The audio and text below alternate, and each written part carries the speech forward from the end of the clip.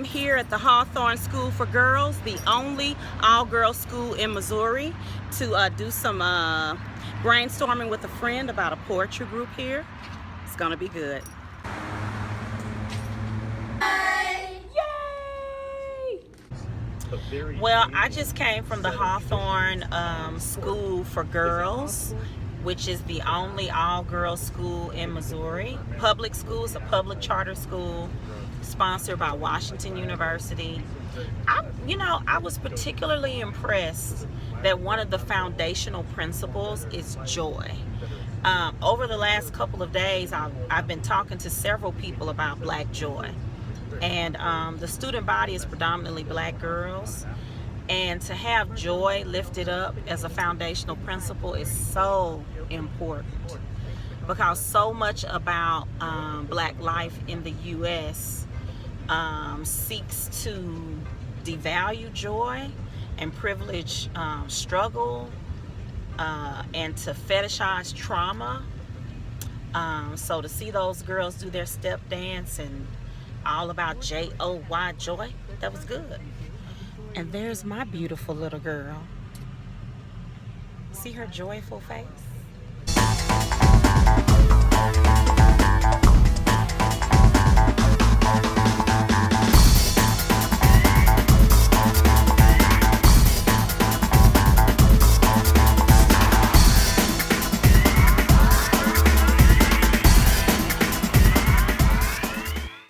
Well, I finished my meeting with Jessica Wernley, who is an organizer with a nonprofit that pulls together ways for other nonprofits to build capacity in the areas of racial justice to coincide with whatever their current mission is. So y'all was there with me, and now we just dropped some books off at the Belleville Library. The main campus of my job is in Belleville, Illinois, so dropping some books off there, and on to the next one.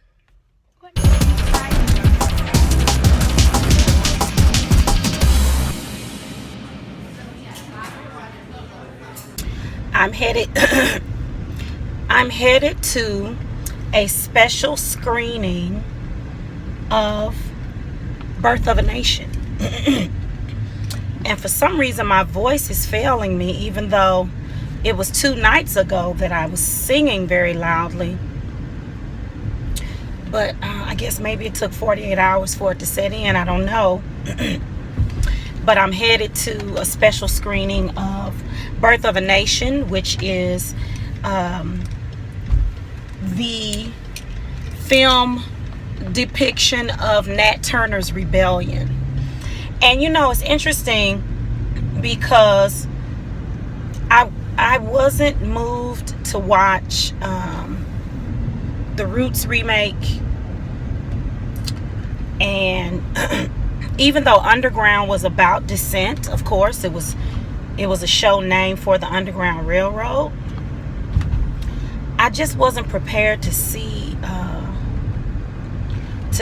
us not fighting back in all the ways that are possible, to see enslaved people not using deployed violence.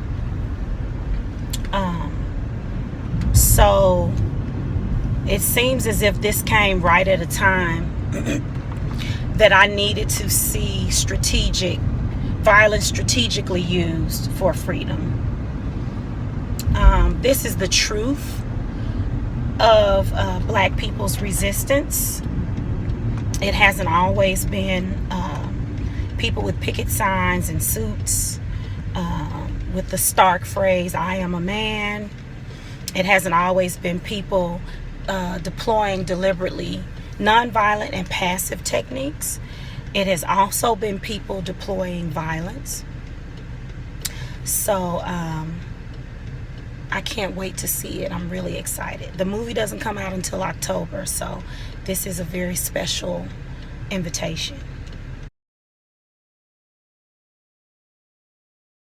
Violence, right? Like we Black brown, oppressed people are always the ones that are trying to shy away from the violent label, right? Like black people violent. But, you know, we just talked about Friends for Nine. Like, where do you start the narrative? Like, me protecting myself and my family is not violent. We go out of our way to say, no, but it was a peaceful protest. No, but it was a this. No, but it was a that. Well, I don't have a grenade launcher or a MRAP or anything. So there's no way that me versus the state, I can even be violent. Pick up am I gonna go bear arms with the Nat Turner of this era? Or am I essentially gonna keep on going to work? I gotta go to work, I gotta get back to the plantation. And I think about the men and women that were on probation. If we talk about the unsung heroes, let's talk about the men and women that were on probation. A lot of them that we saw out there, the undesirables. I call them the undesirable members of this society, put their life on the line for us. And we still haven't properly praised them for that. I am so excited.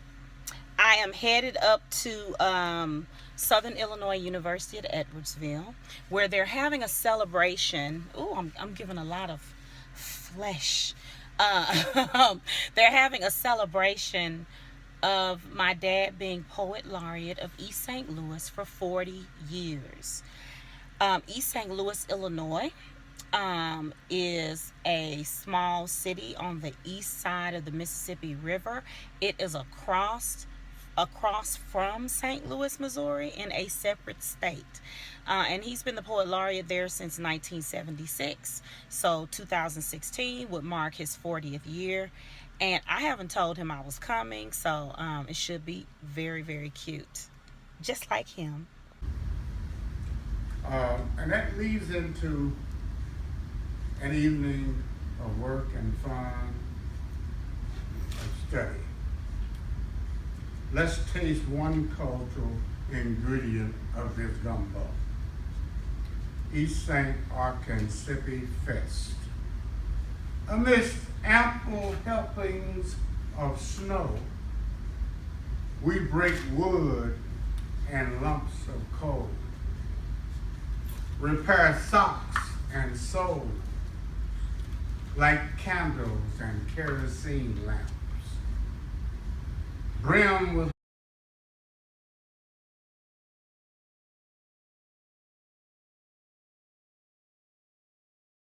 to the school kids who'll follow, to those who've gone on. He made us all legends at some point, at some time, with something he wrote, with something he said, definitely in a picture that he took, and just by walking in the room. So on behalf of Michael P. McMillan, the president and CEO of the Urban League of Metropolitan St. Louis, the #1 in the country, who East St. Louis adopted as their ambassador because he fell in love with us too. And Eugene was very much a part of that. Eugene, Michael couldn't be here today, but he wanted me to present this to you. We honor your exemplary leadership and outstanding dedication to the values for which the Urban League was founded. And by the way, it was the riots in East St. Louis that was the stimulus to the founding of the NAACP and the Urban League.